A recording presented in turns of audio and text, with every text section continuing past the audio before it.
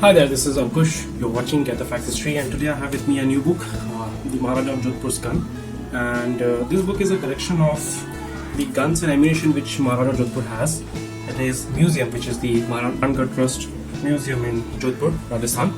And this book is written by Robert Elgood, who was advised by the current Maharaja of Jodhpur, His Highness Maharaja Shri Gat Singh of Jodhpur, to write a book on account of the collection of vintage guns, ammunitions which he holds in the Trust Museum of Mehrangarh.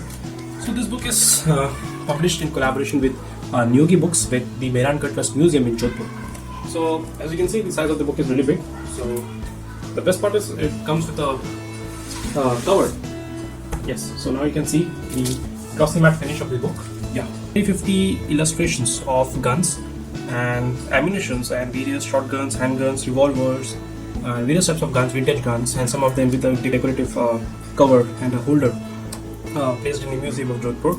And these guns are of no use, they are non-functional, but they are just kept for the display and sort of a vanity. And it is a very voluminous book, and it has a very good glossy pages, as you can see. Yeah, various people from the museum itself who have a knowledge about these guns, right? Since these guns are non-functional and the design of the guns are really intriguing. In the introduction, the writer gives us a gist of how cannons were introduced in India, but it is a widely belief that Babur was the one who introduced cannons in India, but however it may not be true, because here we find mentioned that the Bahmani Sultan II already had cannons under their possession, and even the Vijayanagar rulers of South had cannons in their army, maybe because of the trade with the Portuguese from the Surat port, from the Calicut and Goa port as well. So yes, it is incorrect to say that Babur was the first to introduce cannons in India. However, cannons were first introduced by the Chinese in the 8th to 9th centuries. Barud, or the gunpowder, was in use in the subcontinent prior to the arrival of Mughals. So in the introduction, one may find an amazing story or interesting story of before conquering Delhi, right? So the Sultan of Delhi had a vast number of war elephants in his possession. So he used them in the battle, in open battle. So what Timur did is he had a lot of camels bought, and he lit fire on the humps of these camels, and these camels went frenzy over the army of the Sultan. And the war elephants of the Sultan, seeing a beast like camels with a fire on their hump, they were frightened and they started moving backwards, crumbling their old soldiers. So from that war, I think the use of cannons were used much in the battlefield, in the open battle. And we know that in 15th to 16th centuries, in the medieval period, late medieval period, cannons were used widely to lay siege to a fortress, to break the fortress walls.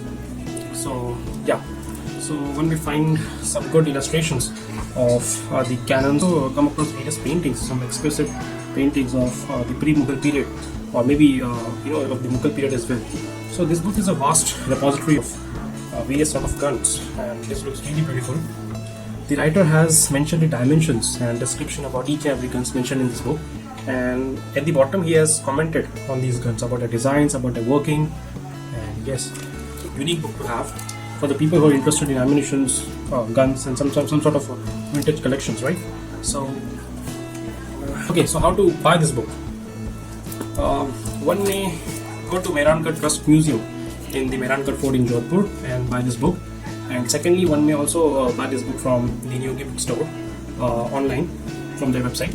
And this book costs near about 4,500 rupees, and it would enhance your library if you have this book in your library placed.